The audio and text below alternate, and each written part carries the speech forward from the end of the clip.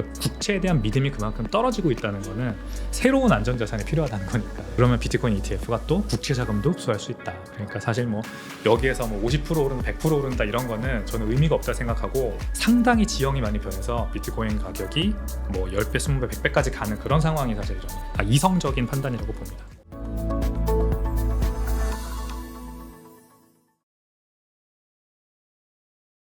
네, 구독자 시청자 여러분 반갑습니다. 박 작가입니다. 오늘 토크 라운지에서는 웹 3.0 사용 설명서의 저자이시자 샌드뱅크의 최고 운영 책임자로 계시는 백훈종 이사님을 모시고 이 암호화폐 시장에 대한 깊은 인사이트를 나눠보는 시간 마련했습니다. 이사님 안녕하세요. 네, 안녕하세요. 이사님 저희 채널 방문해 주셔서 너무 감사합니다. 네, 저도 영광입니다. 이렇게 만나뵙게 돼서. 네네. 이사님 오늘 저희 채널 처음 방문이시니까 간단하게 구독자분들께 셀프 소개 부탁드리겠습니다. 네, 안녕하세요. 저는 이름은 백훈종이고 샌드뱅크라고 하는 이제 국내에서 좀 그래도 4년째 운영하고 있는 크립토 투자 그리고 예치 서비스를 운영을 하고 있습니다. 요즘 이제 뭐 크립토 시장이 워낙 안 좋아서 저희 서비스도 어떻게 하면은 이 위기를 돌파할 수 있을까 여러모로 고민하면서 이제 뭐 서비스적으로 또는 사업적으로 고민을 많이 하고 있는데요. 그러면서도 이제 이런 박종환 작가님의 채널 같은 이런 채널에도 출연해서 제가 이제 시장에 있으면서 느끼는 것들이나 뭐 인사이트 같은 것들을 전달하려고 열심히 활동을 하고 있는 중입니다. 감사합니다.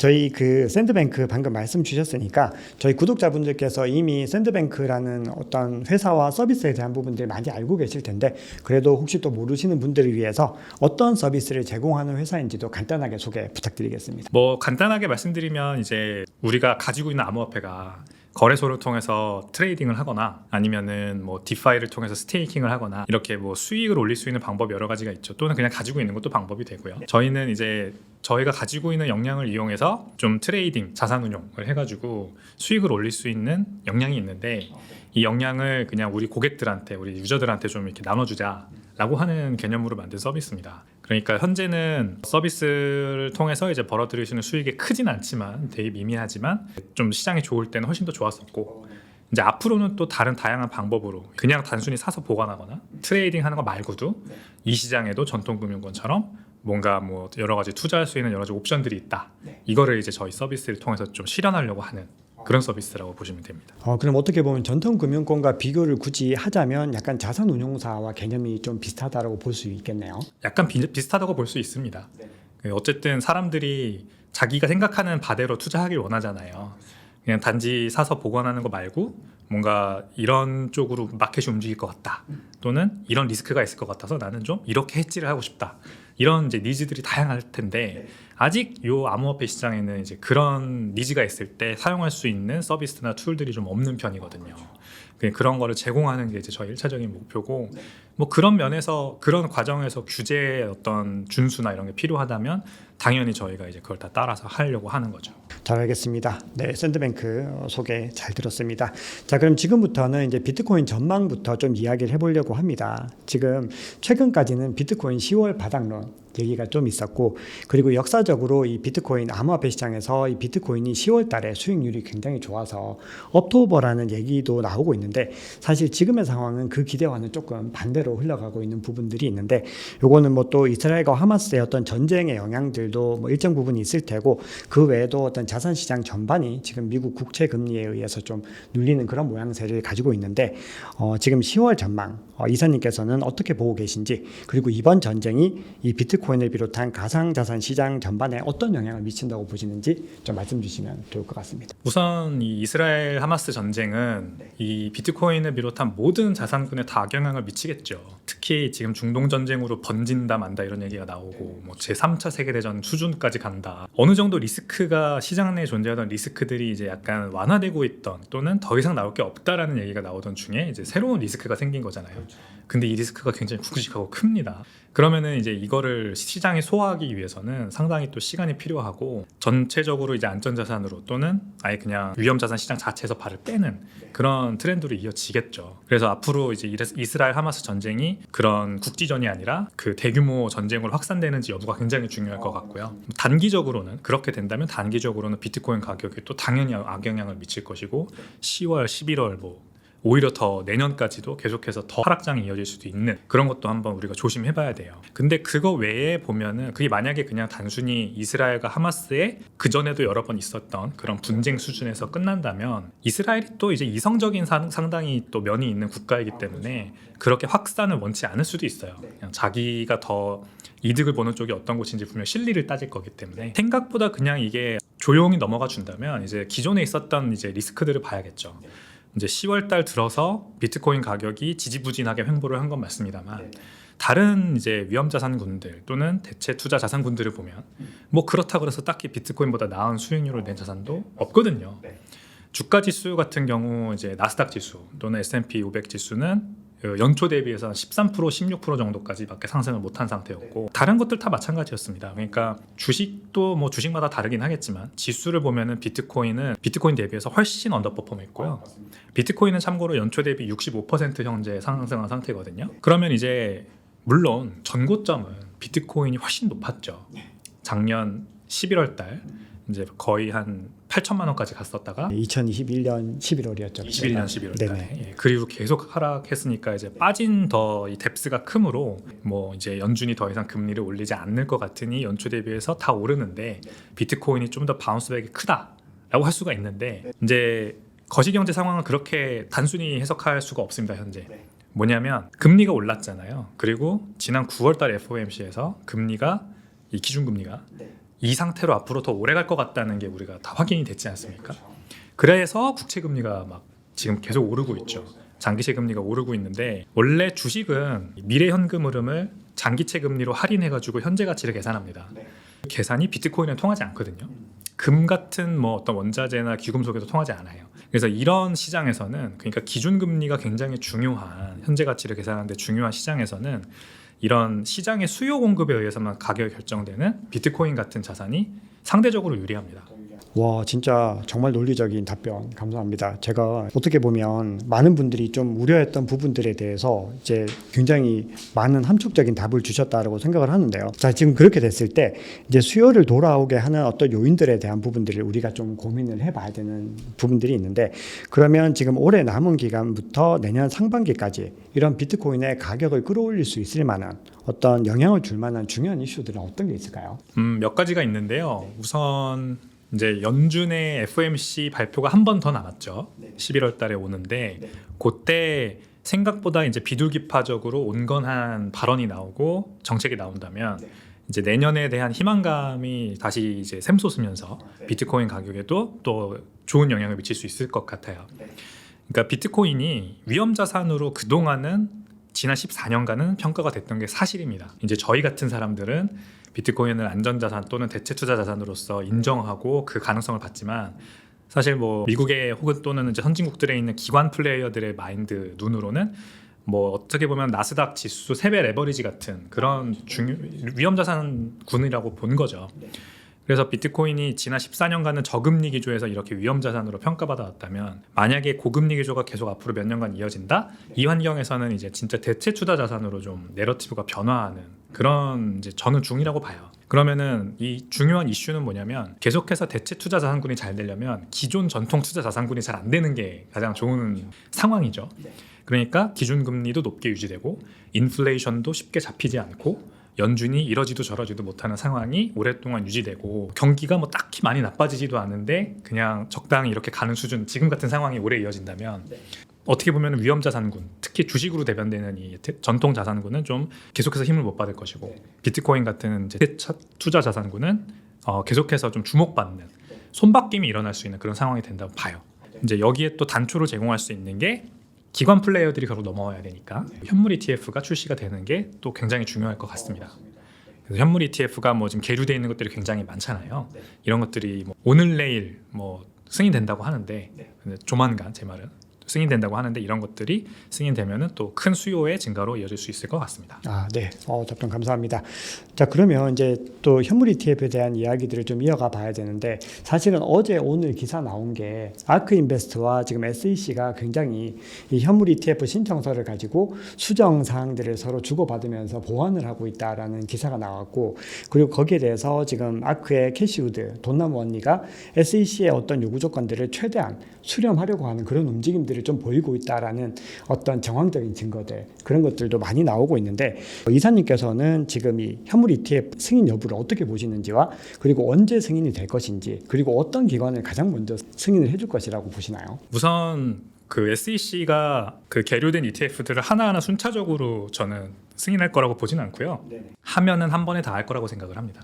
주요 몇 개를 골라서 한 번에 하든지 아니면 전체를 다 하든지 일단 이렇게 할 거라 보고 그 작가님 말씀하신 아크인베스트가 수정안을 지금 SEC에 제출한 게 어저께 무슨 내용이냐면 코인베이스를 서베일런스 그 쉐어링 어그리먼트 대상자로 지정하지 않았습니까? 그 7월 달에 제출한 거에서. 근데 코인베이스는 거래소이면서 동시에 이제 기관 자금을 커스터디 수탁해 주는 일도 하고 또 뭐 다양한 스타트업에 투자하는 엑셀러레이터 역할도 하고 모든 걸 다 하는 사실 회사입니다. 그러면은 그 많은 고객군의 자산이 ETF를 통해 들어온 자금과 섞이지 않겠느냐라는 이제 걱정을 한 거예요. SEC는. 뭐 합당한 걱정입니다. 이거는 당연히 섞이면 안 되는 거기 때문에 그래서 그거에 대해서 이제 어떻게 하겠다라는 그 안을 제시를 한 겁니다. 아크가. 근데 이 동일한 요청을 블랙록이든 피델리티든 기존의 다른 ETF 신청 회사들도 다 동일하게 SEC로부터 받았다고 해요. 근데 아크 인베스트가 가장 먼저 이제 수정안을 제출을 한 것이죠. 그러니까 아주 적극적이라고 볼 수가 있는 거고요. 그런 이제 부분들. 그러니까 SEC를 지금 설득하기 위해서 할 수 있는 모든 걸 다 하고 있는 상황이고 수정안들을 보면 그거 말고도 또 이제 뭐가 있냐면 그 미국 회계 기준에 맞게 US 갭이라고 하죠. 미국 회계 기준에 맞게 펀드의 net asset value를 잘 그 계산해서 적용할 수 있는 방법을 제시해달라 이런 게 있는데 그것도 이제 아크인베스트가 인정을 해가지고 그 방법을 제시하겠다라는 내용도 있고 그래요. 보면은 지금까지 이제 말씀드린 걸 한번 들어보면 그렇게 중요한 내용은 아니라는 생각이 들지 않습니까? 이게 그러니까 SEC가 어떤 포인트에서 이 승인을 조금씩 보류하고 있는지를 알 수 있는 부분인데 어느 정도 큰 걱정거리들은 해소가 됐다고 계속 볼 수가 있는 거죠. 그 감시 공유 대상자, 서베일런스 쉐어링 그거를 기점으로 해서 사실상 SEC가 이거 ETF를 계속해서 어떤 크리티컬한 이유 때문에 보류하고 반려할 이유는 상당히 사라진 부분이 맞다라는 거죠.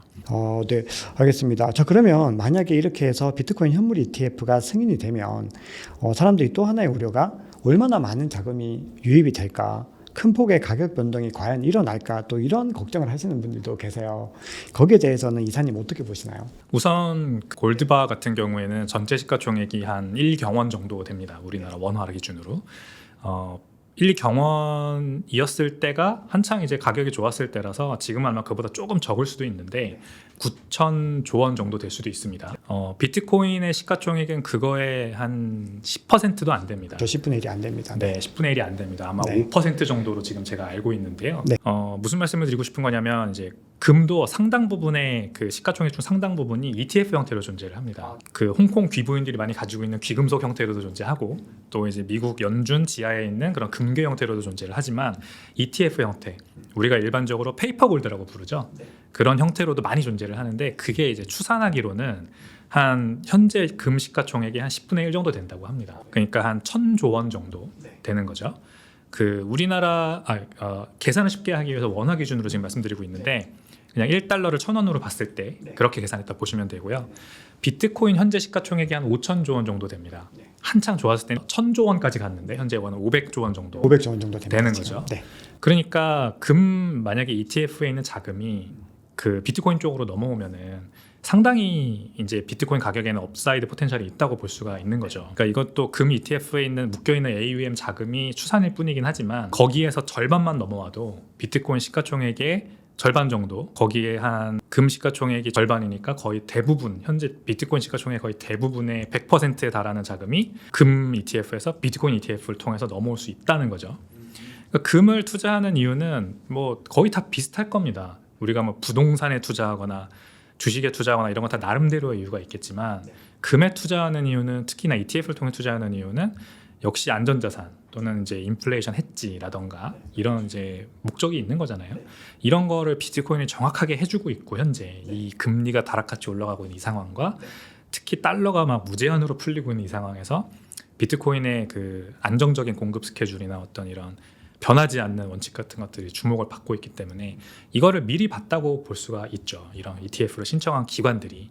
그러면은 뭐 비트코인 가격은 금 ETF 또는 거기다 플러스 귀금속 그리고 가치조정 수단으로 뭔가 투자가 되고 있는 여러 가지 자산들 부동산도 일부 될 수 있습니다. 그런 뭐 주거 목적도 아니고 어떤 사업을 하기 위한 목적도 아닌데 그냥 투자용으로 가치조정 수단용으로 가지고 있는 부동산, 리츠 이런 것들에서도 자금이 흘러나와서 비트코인으로 올 수 있고 가장 중요한 거 가장 우리가 지금 글로벌 거시 경제 이 금융시장에서 가장 덩어리가 큰 덩치가 큰 자산군이 채권이잖아요. 국채, 회사채, 기타 등등 이 채권 시장에서도 자금이 빠져나와서 비트코인 ETF로 흘러 들어올 수 있어요.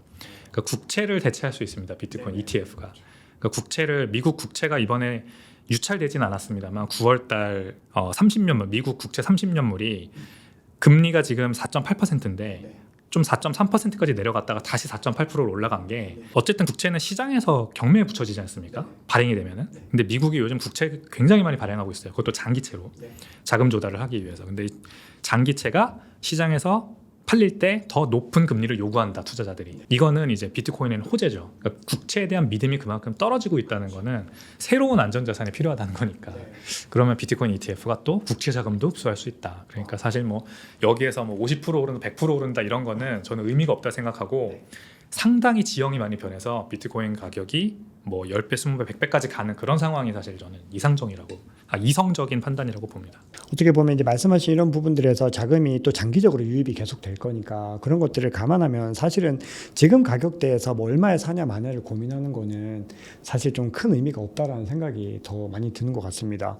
자, 그런데 또 시장에서 또 하나 걱정하는 거는 이건 사실은 개념 자체를 좀 다르게 봐야 되긴 하는데 지금 이더리움이 선물 ETF에 대한 기대감이 꽤 높았었던 상황이었는데 막상 승인이 되니까 이더 가격이 지금 더 지지부진한 모습들을 보이고 있는데 어떻게 보면 이게 또 비트코인 선물 ETF가 승인됐던 시점이 이 비트코인 최고점 바로 전전달 정도의 승인이 되고 비트코인도 계속해서 하락하는 모습들을 보였던 거죠.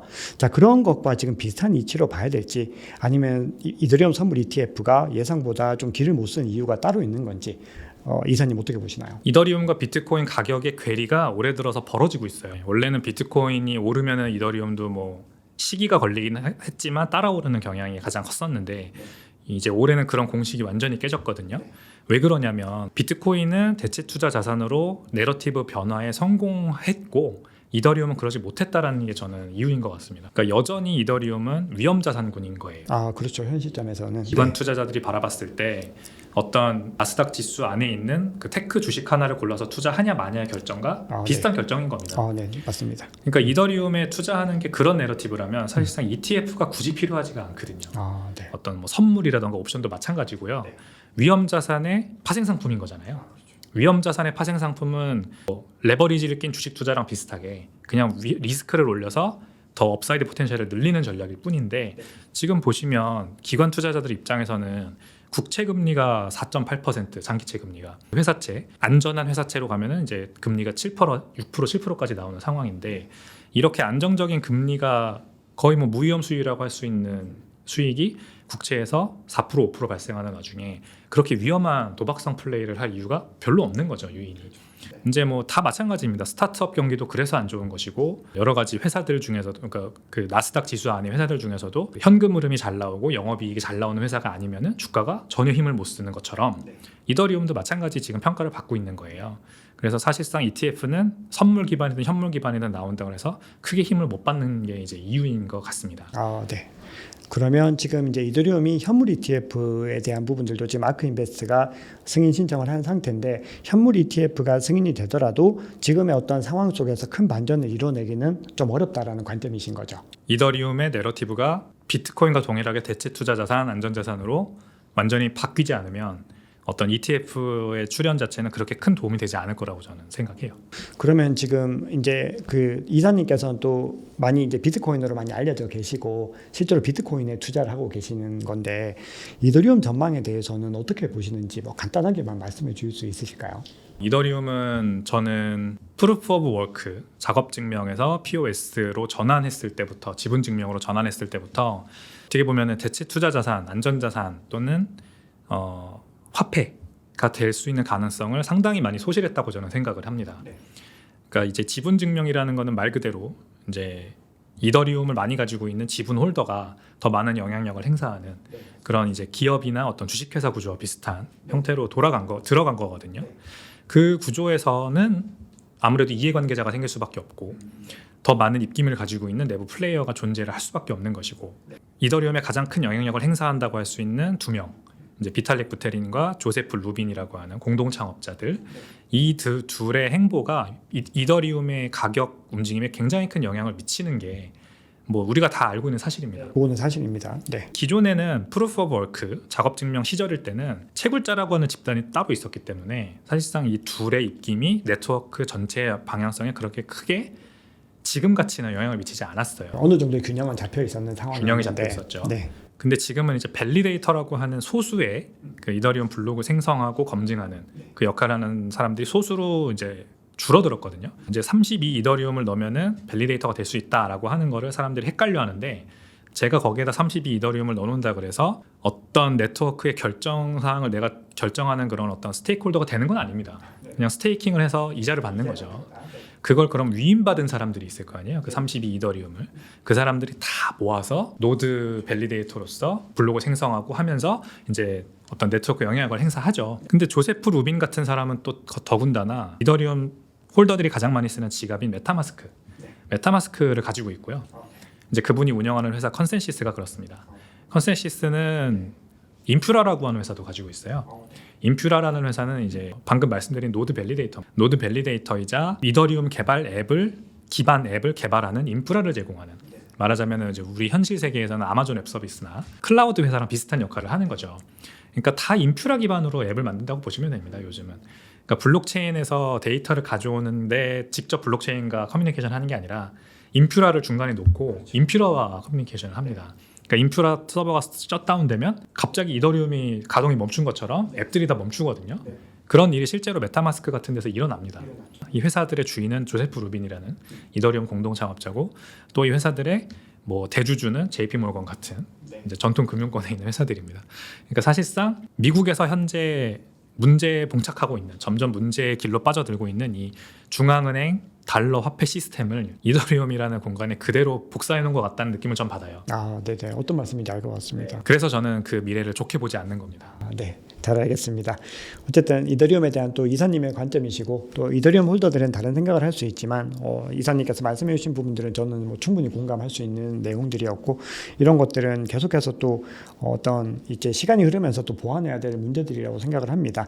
자, 그러면 요 1부에서 두 가지 정도만 더 이제 질문을 드려볼 텐데요. 지금 고용 지표가 좀 혼선을 빚고 있고, 그리고 금리 인하 시점에 대한 궁금증들도 계속해서 커지고 있습니다. 그만큼 거시 경제가 좀 진정세로 돌아서기에는 시간이 조금 더 필요하다는 얘기인데, 거기다가 또 내년에는 미국 대통령 선거도 있습니다. 그래서 내년이 굉장히 좀 많은 변화들이 일어날 것이다라는 전망들이 있는데 내년 이 시장의 상황들과 글로벌 거시 경제 전망 어떻게 보시나요? 네, 저는 미국 연준의 그 제롬 파월 의장의 성향이 굉장히 강건하게 이 연준의 어떤 필요성을 부각하는 쪽으로 계속해서 치우치고 있다고 생각을 해요. 무슨 말이냐면 연준은 뭐 당연히 미국 정부와 독립된 기관이라서 독립된 결정을 하긴 하지만 어쨌든 미국 국가 경제 자체가 잘 되기 위해서 이제 하나의 어떤 도움을 하는 역할을 하는 게 당연하거든요. 상식적이라고 할 수 있죠. 당연하다기보다는. 근데 지금 연준은 지난번 코비드 때도 그랬는데 계속해서 이 필요성에 의심을 받고 있는 상황입니다. 그러니까 왜 연준이 이렇게까지 큰 영향력을 행사해야만 하느냐? 그들이 얘기하는 얘기나 아니면은 금리 결정이 모든 전 세계 경제들을 다 흔들고 있으니까. 그래서 만약에 그러니까 코비드 시작할 때만 하더라도 이제 그 제롬 파월 연준 의장은 인플레이션은 없다라는 얘기를 했죠. 공언했습니다. 아주 장담을 했는데 보란 듯이 인플레이션의 문제가 심각해졌죠. 그래서 이 사람의 지금 한 가지 목표는 인플레이션을 낮추는 겁니다. 잡는 겁니다. 그래야 연준의 필요성을 자기가 증명할 수 있는 거죠. 그래서 굉장히 앞으로도 힘든 시절이 저는 이어질 것 같아요. 그러니까 뭐 이성적으로 생각해서 그 CPI 2% 정도가 몇 달 정도 이제 타겟 인플레이션에 맞췄으니까 이제는 좀 금리 인상을 하자라는 얘기가 저는 이 현재 FOMC 이 의원들한테는 통하지 않을 거라고 생각을 합니다. 그러니까 아주 완벽하게 인플레이션을 잡았다라는 증거가 나오지 않으면 쉽게 금리 인하를 안 할 것 같고, 그래서 뭐 내년 중순, 뭐 내년 말 이렇게 다양한 의견들이 있습니다만 저는 이제 평균치를 볼 거예요. 앞으로 계속해서 이제 매 월마다 YOY, CPI 지수가 발표가 될 텐데 그게 뭐 몇 달 동안 2%, 뭐 2.몇% 이렇게 나온다. 이게 중요한 게 아니라 지난 1년간 평균을 봤을 때 2% 도달했다. 이렇게 아주 보수적으로 보고 됐다면은 오케이 한번 내릴게 이렇게 저는 갈 거라고 생각을 합니다. 한 번 내리는데도 그 정도의 어떤 타이밍들을 가지고서 저는 그럴 것 같습니다. 그러면은 굉장히 2024년도에도 굉장히 좀 먼 길이 될 가능성이 높은 거네요. 그러니까 우리가 생각을 좀 바꿔야 돼요. 지금 이제 우리가 계속 저금리와 어떤 유동성 확장 국면에 익숙해져 있어서 투자자 입장으로서 계속 그걸 바라고 있는 거잖아요, 사실. 맞습니다. 그런 환경이 사실은 그게 상식이라고 꼭 봐야 되는 건 아닌데 어쨌든 그런 환경들이 우리 투자자들에게는 분명히 또 크게 이득이 됐던 그런 것들이 있으니까 사실은 좀 그런 기대감들이 있죠. 맞아요. 2008년 금융위기 이후로 지금까지 계속 그 확장 국면, 금리 인하 국면 이런 것만 우리가 익숙해져서 계속해서 그 내러티브 안에 생각을 하는 건데 고금리에서도 주가는 오르났던 적이 많이 있습니다. 그러니까 중고금리가 저는 고착화되어서 상당히 사람들이 적응을 여기 하는 게 중요하다고 생각을 하고요. 그 중에서도 오르는 종목들이나 뭐 주식으로 치면 종목들이나 이제 비트코인이나 이런 이제 자산들은 있기 때문에 그런 거를 선별적으로 잘 선택하는 게 우리한테 투자자로서 우리한테 남겨진 과제인 것 같아요. 그럼 어떻게 보면은 지금까지는 사실 말씀하신 것처럼 2008년 이후로 계속해서 사실상 유동성 장세로 끌고 갔던 시장들이 이제는 정말 개개인의 어떤 실적들이 더 중요하게 작용하는 시대가 이제 올 것이다라고 해석을 할 수 있을까요? 그렇죠. 조금 더 어떻게 보면은 전문가들이 본격적으로 플레이어들이 이제 활동을 할 수 있는 그런 시간.